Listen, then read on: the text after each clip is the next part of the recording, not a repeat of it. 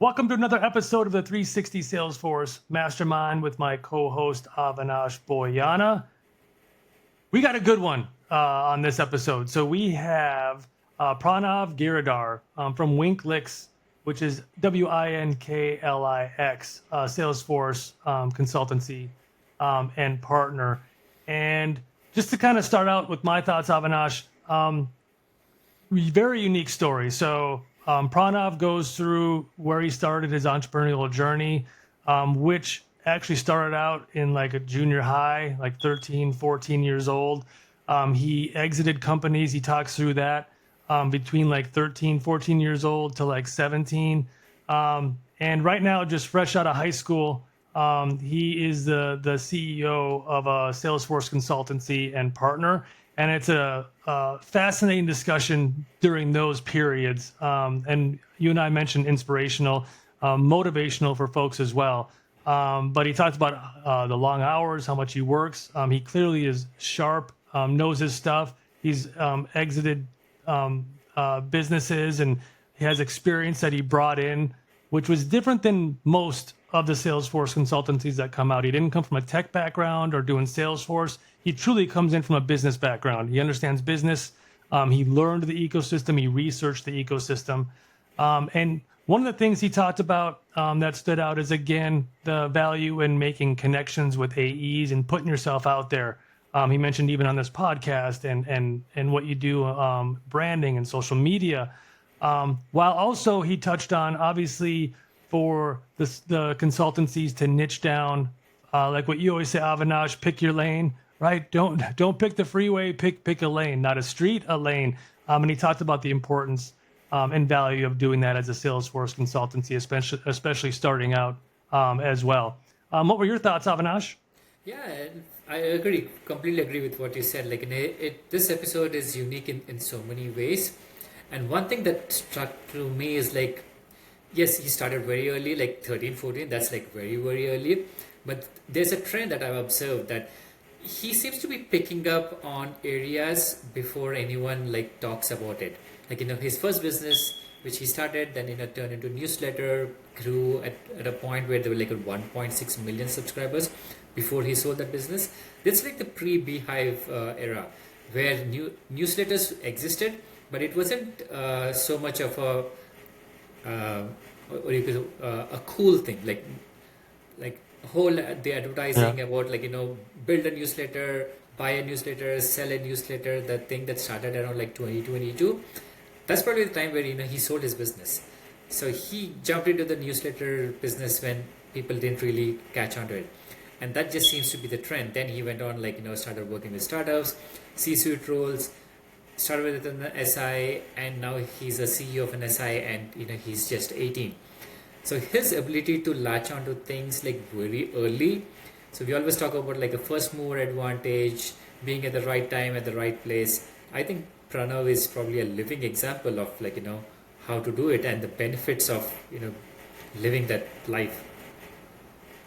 Yep, I agree. And it was definitely a unique episode. It's an interesting episode. So let's dive in.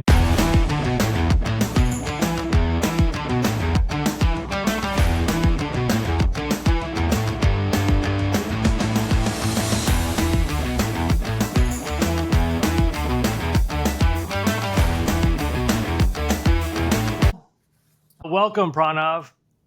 Thank you so much, John and Avinash, for having me. Yep, and WinkLix, just for folks, it's WinkLix. Very unique name. It's awesome. So again, welcome, Pranav. And this is going to be an interesting episode, to say the least. I think it's going to be inspirational. I think it's going to be unique. It's a unique story. So I know I'm pumped to dive in. I know Avinash is. So I guess just to set the stage, taking us back a little bit, what were you doing before the Salesforce consultancy, WinkLix, etc.? Can you kind of take us back before the Salesforce side of things? Yeah, absolutely. So my background is pretty unique. I've sort of been in a lot of different industries. Traditionally, they've all been venture capital backed startups. When I was 14, I started my first company, which was an ad network for financial services businesses. And that sort of grew into a newsletter business with 30,000 subscribers focused on private markets and venture capital-backed startups. And then as that grew, we sort of replicated the same strategy with other financial sectors such as decentralized finance, private equity, private credit. And in a few months, we ended up having over 1.6 million monthly visitors. We were one of the most active, popular advertising networks for financial services companies to go on back in 2020. And this was a period of time where there wasn't Beehive and Substack wasn't as predominant. There really was a sort of lack of newsletters that were focusing on startups, right? So I sort of identified that gap. And a few months later, there was a small organization in New York that ended up acquiring it as part of their portfolio.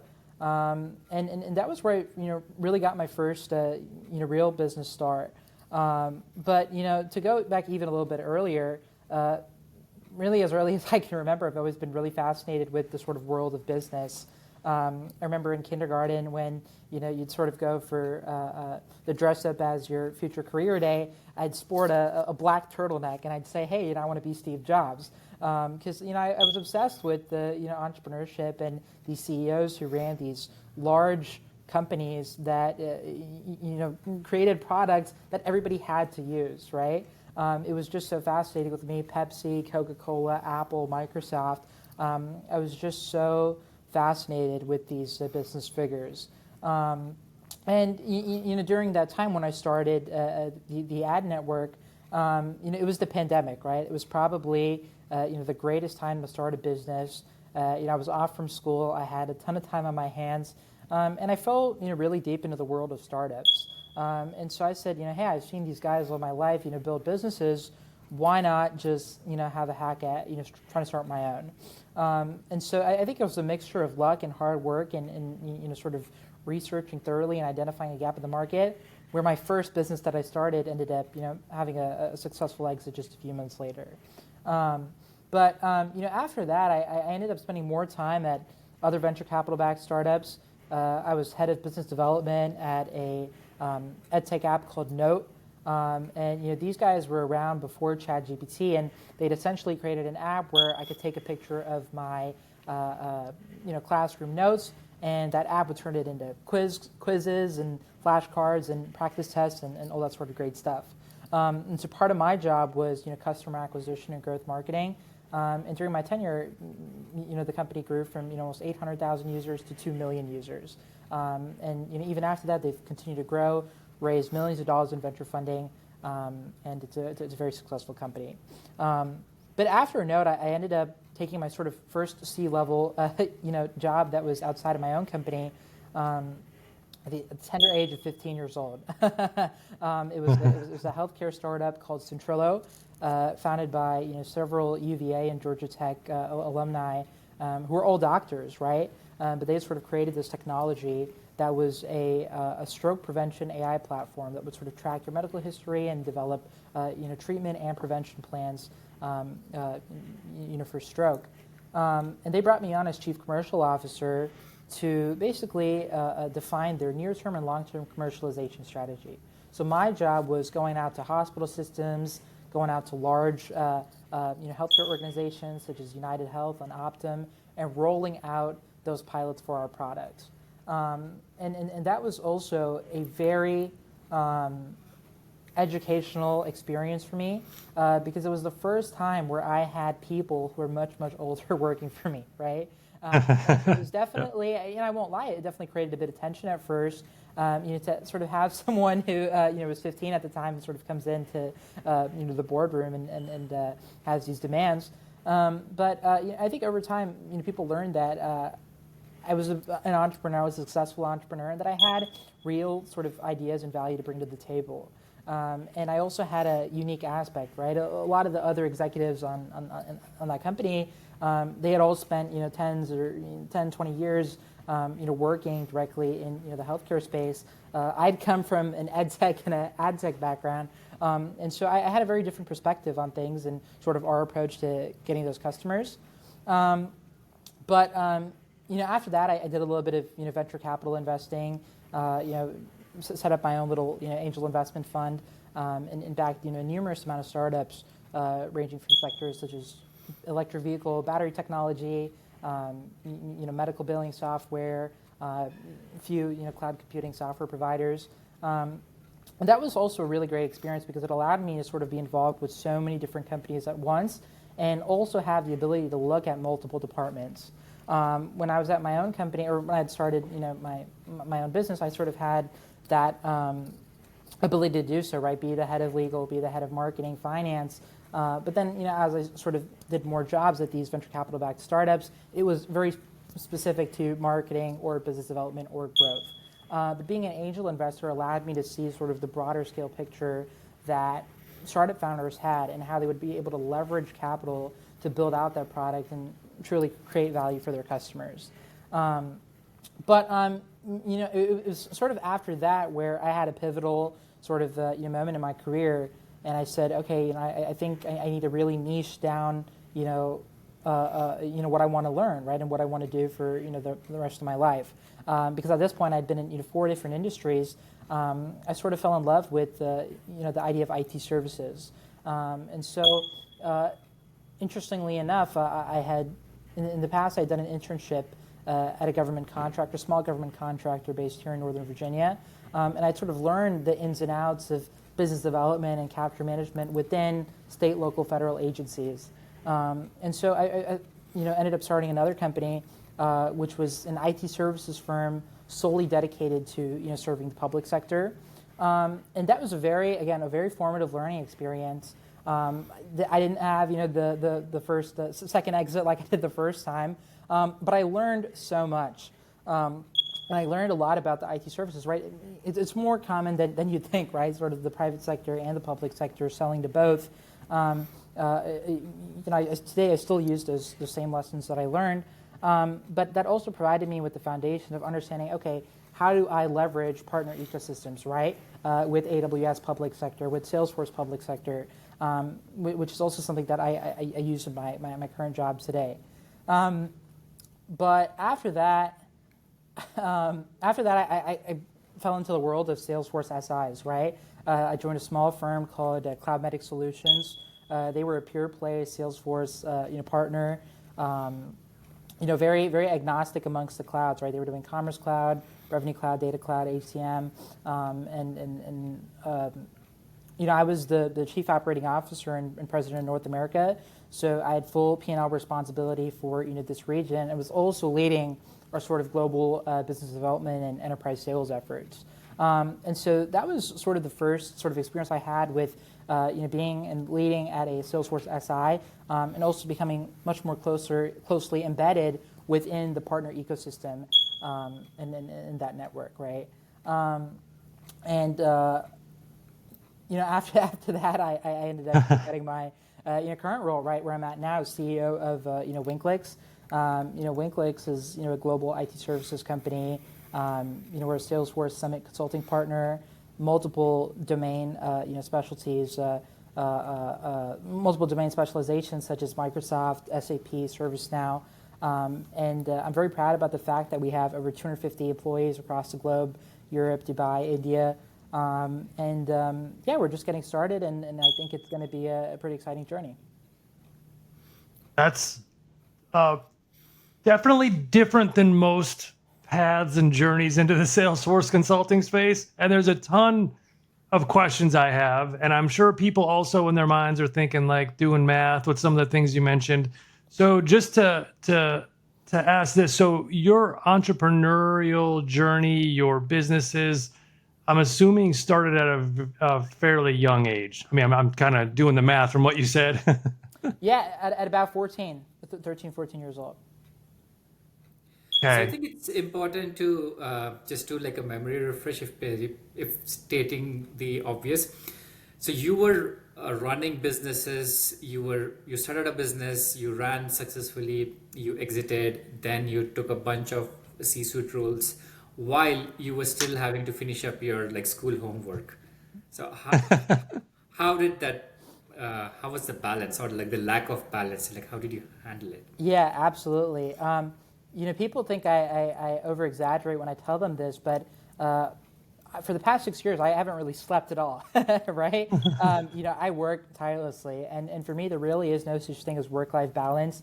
My work is my life, and my life is my work. I'm obsessed with creating things, building teams, scaling organizations, and that's just in my blood, right? I can't, even if I want to, not do it. I don't think I could. I think I'd just, go crazy, right? But it's definitely tough, right? To sort of manage 8 hours a day at school and then also come back and manage homework and manage a job. It was definitely very hard and very stressful. But I obviously had a lot of support from my parents and sort of the academic staff at whichever schools that I attended. They were always very supportive of it, right? And I'm always grateful for that. But it's tough, right? And I don't think it's meant for everybody. To sort of have that 24 hours a day, just your mind running constantly and sort of thinking about what I can do with my business or with school or in your social life, right? Which doesn't really exist when you sort of have this this constant sort of obsession with building a business. To say the least, I think it's something that it took me a long time to manage. But I'm also very grateful now that I have the ability to take a gap year after graduate. I just graduated high school 2 months ago. I'm taking a gap year now, and this is the first time in 18 years where I'm able to spend 100% of my time on my businesses, right? And I don't think it's any coincidence that I've had the most amount of success I've had after graduating and after being able to spend all the time I can on building my business. But that's sort of the general gist of it. You mentioned something about support from family. I wanted to dig into that a little bit. Obviously, for anyone who doesn't know, for Indian parents, acads mean a lot. Like, lack of academic excellence is a non-negotiable. And we have a 7-year-old. He can attest to it. He's in second grade, but he does 4th grade level math. So the importance of academic excellence is a huge thing, among Indian parents. And here you are, is Dad, Mom, I'm going to put acads, I would say on the back burner, but priority 2, and just go start business, run business, and work in the C-suite. So how did that conversation go? Yeah, absolutely, right? I think the great thing about it was I had a lot of I had something in hand to show them, right? If I had just sort of an idea in my head and said, hey, Mom and Dad, I have no experience at all. I've never run a business before. I don't know. I have no network. And I have this idea and I want to execute on it. I think the reaction and the response would probably be a little bit different. But the truth is, by the time that I graduated high school and I told them, hey, I want to take a gap year and go in on my business, I was a 3-time C-level exec, exited startup founder, and I was leading a 70-person company, right? So I think that definitely helps to have something in hand and say, hey, I've demonstrated this. Here's my proven ability to build a business, scale a business, exit a business. And if you can sort of put your belief in me, I am 100% confident that I can make it happen. But I totally understand, right? It is that sort of very Indian parent mentality that education comes first. But I think at the end of the day, why do you go to college? You go to college to get a degree. Why do you get a degree? To get a job. Why do you get a job? To make money. If you can skip all of that and sort of just go straight to doing that, at the end of the day, we're both in the same place, right? And just as some of my peers who end up going to colleges, I don't know what sort of their timeline would be, right? If someone had their eyes set on running a large systems integrator, you truly don't know when that opportunity would ever come, right? Many people wait 20, 25, 30 years for that chance. And so for me, this was a once in a lifetime opportunity. And when I had it, I grabbed it and I've held on to it ever since. That's a very interesting point there, and I want to make sure that we are sending out the right message to our audience, because these days we see a lot of posts about people who are college dropouts but making big in life. But the key difference here is that's not like we are prescribing. The difference here is Pranav is someone who built something while he was in school. So he built a track record, and that's what gave him the confidence to continue to focus on like entrepreneurship as compared to like, just taking the conventional route of like going to the college and everything. I mean, he might still go back to college, but the message that we are trying here is like, if you truly believe on something, try it out, test it out. And if you end up in a situation where this path is feels like a better use of your time than spending hours and hours in a college, absolutely. But we are absolutely not prescribing you to like drop out of college and then go figure out what you want to do. That's not the message that anyone's trying to send here, and unfortunately that message is being communicated out on like social media, and we are like absolutely against that. Yeah. So, Pranav, such great information and insights. And for a lot of consultancies, especially in the tech space, they come from bootstrapped founders, right? Like, hey, I'm good at tech. I'm going to launch an agency. They typically don't have a lot of funding or capital, and they get their couple projects going, and then they realize they might need some more investment, or they get lucky with a few additional customers, and they kind of slowly grow, and it gets difficult to scale. I think from what I've heard from you, you definitely have knowledge in scaling multiple industries, multiple businesses, etc. And I think that's one of the things where, especially Salesforce SIs, typically founder-led. Again, they come from tech, etc. And the secret sauce is always, how do I scale? And I know you mentioned things like at one point you were niched in certain areas, but with WinkLix, you're more broad. And I just wanted to kind of see your thoughts and perspectives and anything, any tips, any things that you've learned, which clearly you have, on, let's say, for a consultancy or a business that's trying to scale. What are like maybe the 1, 2, or 3 key things to consider or think about or need to actually scale? Do you need capital funding and investors? Do you need to have a niche? Do you need to have the right team? Do you have like 1, 2, or 3 of the core principles that you've learned and that you leverage and within your companies in terms of like tips for scaling and what's critical for scaling? Sure, absolutely, and I can make this more specific towards the Salesforce ecosystem, right? Because that's your viewer base. The partners that I've seen who have done tremendously well over time are partners who can adapt to the rapid changes within the Salesforce ecosystem, right? So when Benioff sort of released Agentforce, right? The partners that were ahead of that and presented that to their clients, today they're doing a great job, right? And you also need to pay a lot of close attention to where Salesforce, as a business, as a platform, is investing their money, right? Today we're looking at Salesforce acquiring Informatica, and that's going to be a whole new opportunity for SIs to participate in. But I will say, in every business it's very different, right? Some are bootstrapped, some are private equity platform investments, but there is definitely a certain point where you hit a plateau, and it definitely takes external funding to go out and potentially do a roll up, right? And I know Avinash here is someone who's very familiar with private equity and sort of that independent sponsor model where some SIs will go out and get institutional funding to sort of consolidate partners. So I think it's a very sort of broad.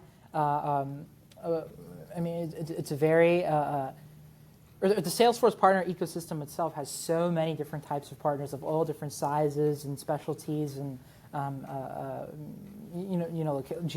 geographic locations. For us, what's worked best is embedding ourselves within that ecosystem, right? Building our relationships with account executives and having that there. In addition to focusing on our end-to-end client implementations, our large outsourcing contracts, with management consulting firms like Deloitte, PwC, Accenture. So you mentioned something like which caught my attention, that you were 15 and you walked into a room and there are like a bunch of people that you had to like give directions to. So I'm curious to know, like, how do you prepare yourself, or how have you prepared yourself? Because we all hate biases, but bias, they exist. And someone says they've been in this ecosystem for like 20 years, that's like half the battle won. Versus in your case, how did you create a level playing field for yourself where people looked beyond your age and like focused more on what you're bringing to the table? Absolutely.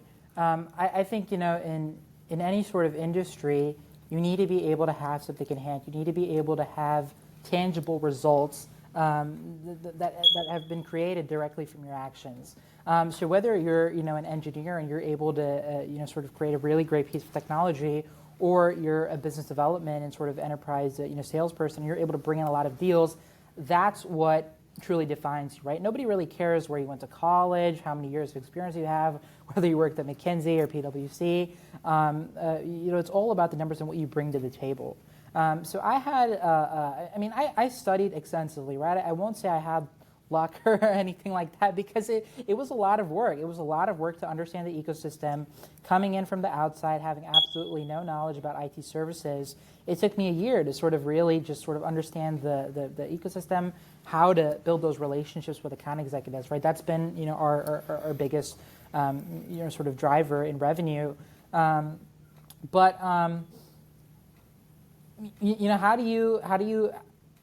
do you differentiate yourself and not have people just sort of ignore you, right? Just from your age. I think it's listening, right? Listening is also, a really big thing. If you're able to sort of take advice from, other people from your team and sort of put that to use and make them feel like they also have value to the projects that are being, worked on. I think that's something that allows them to sort of work with you and collaborate and respect you more. But it was absolutely a challenge. I won't deny it, right? To go into a room and have that sort of preconceived notion. But I think over time, as people and our colleagues saw me work and deliver on sort of the strategies that we collectively sort of conceptualize, they have trust in their leadership, right? Let's put it long story short. That I think just deliver, execute, listen to your people. And then you'll have absolutely no problems at all. And you mentioned building relationships with Salesforce AEs, which is like every Salesforce consultancy is like, it's like that's their main goal, right? Because we know like probably over 90% of consultancies partners never really get a relationship, even though they might try with a Salesforce AE. And not to share any secret sauce or methods and all that stuff. Do you have any tips or things that work for you to build those relationships? Was it being consistent, providing value first, taking them to nice dinners? Take them out for happy hour. Like what did you feel was the thing that drove that relationship building with the Salesforce AEs? Absolutely. I think one of our biggest things has been making that in-person connection, with our account executives. I spent a lot of time at the Agentforce World Tour conferences, building those relationships, going to the after parties and networking and socializing. And I think at the end of the day, the technology speaks for itself. But more than that, you need to have that personal connection. And that's what we've been doing. And obviously there's the industry old wine and dine sort of strategy, right? But I think beyond that, it's also, hey, like, we're here. We are, Salesforce first, and we're also customer centric. And so once we are able to, translate those values that our company sort of abides by, and we're able to put that on the paper and deliver that to our account executives, they're very, very receptive. And I think that's probably been our biggest driver of success. So, extending on that a little bit, I'm curious to learn a little bit about your AI initiatives. I know you guys have a lot of AI initiatives going on. So just talk us through your AI initiatives a little bit. Absolutely. So, one of my main priorities, when I came to the company was how do we transition from a systems integrator with a very traditional delivery model into, maybe potentially adopting, services as a software and really creating the most efficient AI-enabled delivery service, right? And so we've had the great, we've had the ability to partner with some of the emerging, AI, softwares, that Salesforce is, or that are all building around sort of the Salesforce network, right? Agentic, platforms such as Moonnox, SwanTide, Hubble. These are all brilliant, code transformation agents and implementation softwares that are able to sort of deliver the same results at a tenth of the cost and a tenth of the price. So, taking it from a different perspective, you have a lot going on. You mentioned you work daily. I guess number one, I have two kind of questions if that works. So one is like your daily routine, essentially, if you have one, and kind of what you have seen works best for you, and also like your daily mindset, in terms of what's your main focus each day, what's your mindset, and I don't know if you have feedback on both of those things, but kind of your daily routine, and then your mindset every day coming to work. Absolutely. My routine, I'm a very routine-oriented person, right? So if I do something on Monday, I want it to be the same way Tuesday, Wednesday, Thursday. But we have a beautiful office here in Ashburn, Virginia, where I work out of, and a lot of it varies day by day, right? Specifically within what are our main priorities. Some days it's me working directly with our delivery teams. Some days it's talking to potential clients, existing clients, working with our marketing team. How can we enhance our brand presence, at the upcoming conferences and whatnot. But I think it really depends, day by day, right? What department we're looking to work with. But definitely one of my main priorities today, like I mentioned, is AI-enabled service delivery. So how do we integrate those platforms into the services that we're performing for our customers? So does Pranav get invited to high school parties? Well, I'm graduated now, but I had my fair share of fun. When I was in high school, I think I had a pretty normal thing. I have no regrets, right? But today, my days are mostly consist of work. I'll occasionally get work dinners with some of my buddies. But the sort of crowd that I hang out with now is a lot different than when I was in high school, right? I tend to work with other business owners in the DC area, other up and coming entrepreneurs, established entrepreneurs, and I think it's a great place to be in, right? Virginia, DC, the northern DMV area. There's a lot of opportunities for Salesforce systems integrators, both on the private sector side and the public sector. I'm guessing you don't have to put much effort into your opening line, like just introducing yourself. I think that will take care of it. Yeah, I think it's good, right? There's a lot of benefits to sort of having a background like mine, but I think people also, again, they sort of have their own sort of preconceived notions, right? This guy's a bit of a smart ass, and I think it's happened, right? It's normal for me. I've gotten used to it. But once people get to know me, I think it tells a different story. And I know you. Go ahead, Avinash.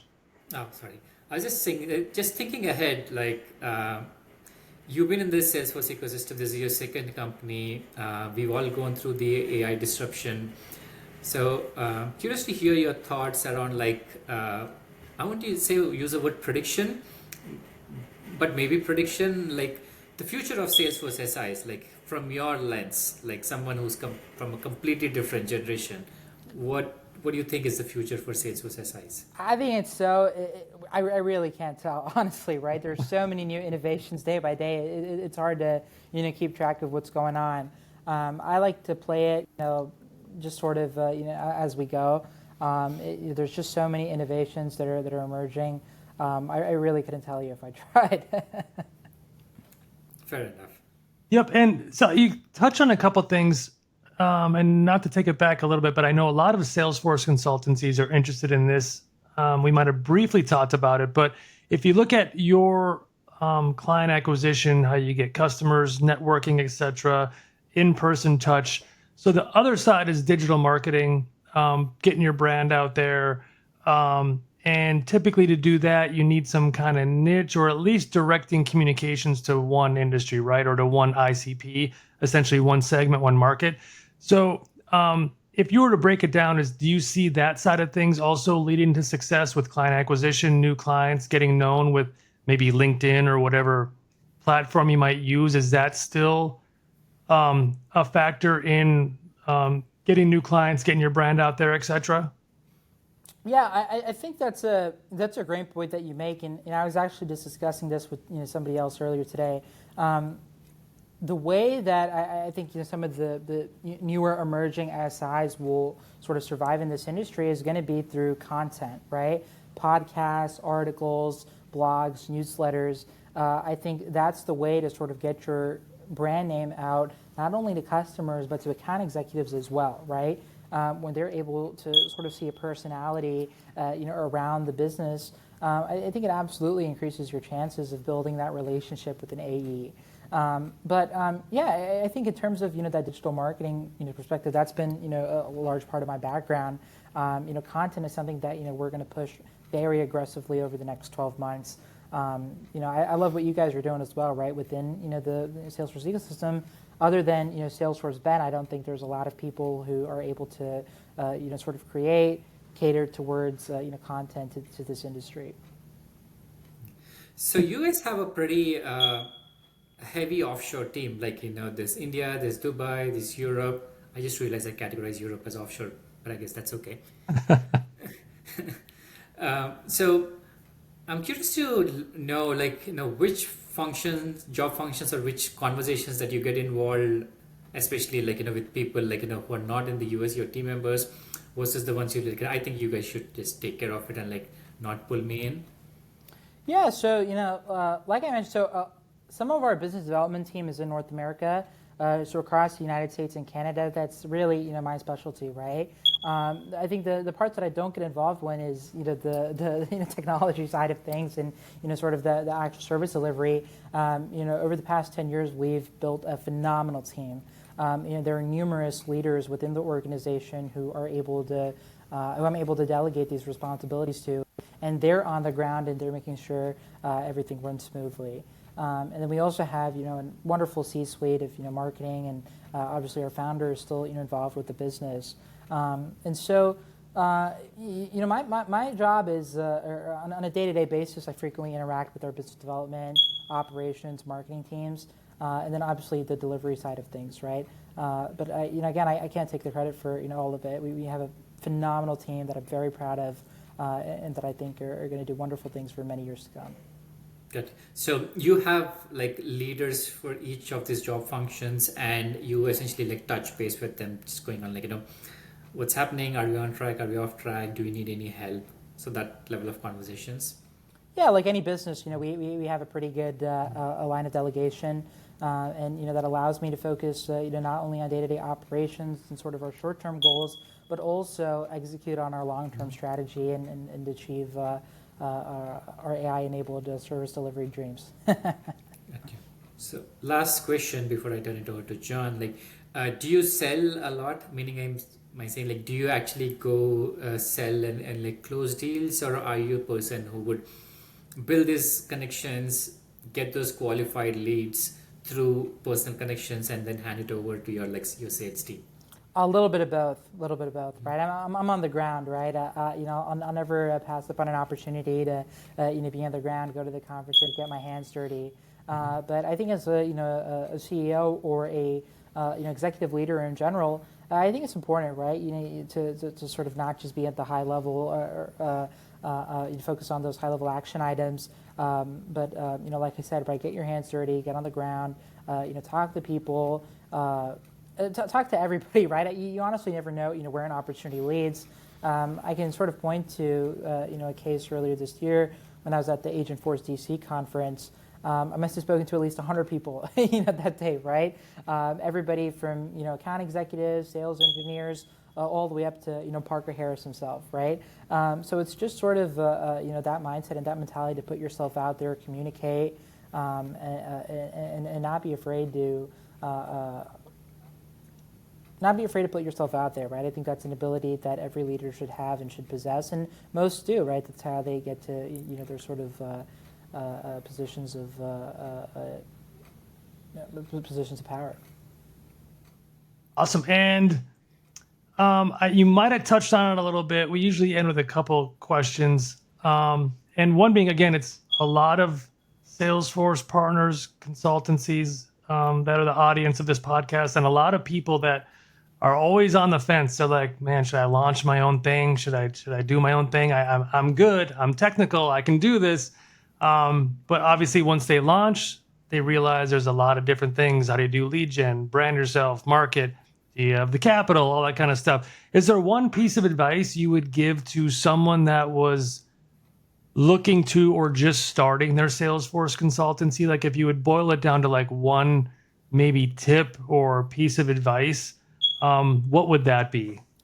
I think, or I sort of have two pieces here. That's good. Even better. But the first, like I mentioned on previously, content creation is going to be the future of how we're able to create relationships with AEs and clients, right?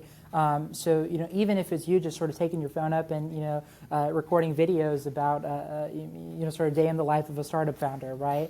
Or sort of tips and tricks from somebody in the Salesforce ecosystem for 10, 15 years, for example. I think those are sort of the things that will really separate an emerging startup company from all the BPOs and IT services companies that are doing Salesforce projects.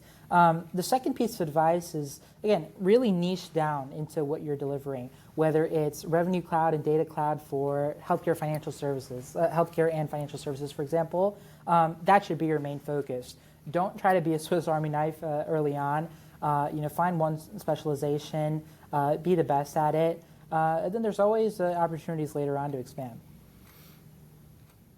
That's I know we talked about that. That's great tips and advice for sure. And crazy question, because you you move at lightning speed. Usually we're like 3 to 5 years. Where do you see yourself? I might have to condense yours to like what's going on in the next 18 months. But so I guess, Pranav, where do you see you in the next 3 to 5 years? What is Pranav doing and WinkLix, and kind of where do you see things 3 to 5 years from now?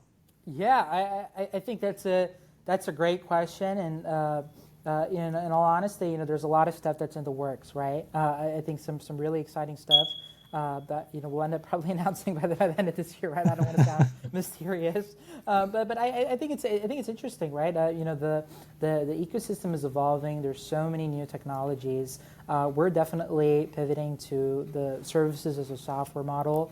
I think that's going to be the future, and that's definitely my focus on a day-to-day basis. Long term for me personally, I'm on the board of a few other companies. They're doing a great job, so my time is also being spent in board service. But you never know, right? There's things that change rapidly. Like you mentioned, I like to move very quickly. I like to execute and do my turnaround transformation, move on to the next. So we'll see, right? But right now my main focus is WinkLix, taking this to the moon.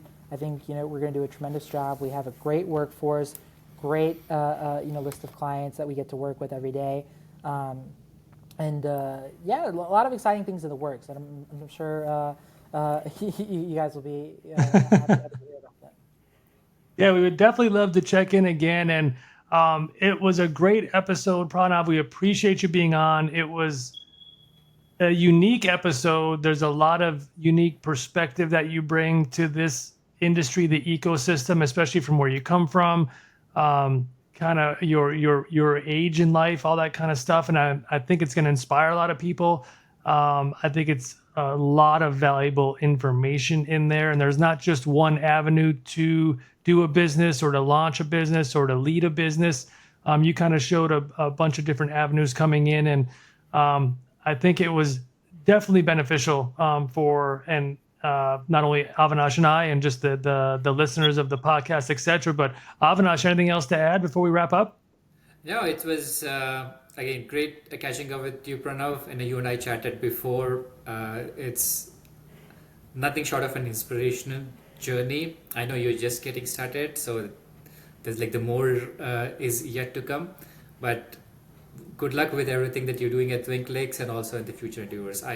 We sincerely hope that we'll see you around maybe sometime future with like more success stories. Absolutely. Thank you guys so much for the opportunity to come on and talk to you guys as viewers. I'm excited to see where you guys take this podcast, and maybe we'll see a Salesforce John, Salesforce Avinash type type brand in the near future. That's the plan. Absolutely. Well, thanks, Pranav. It was great, and we'll talk soon. And thanks again. Awesome. Thank you guys so much.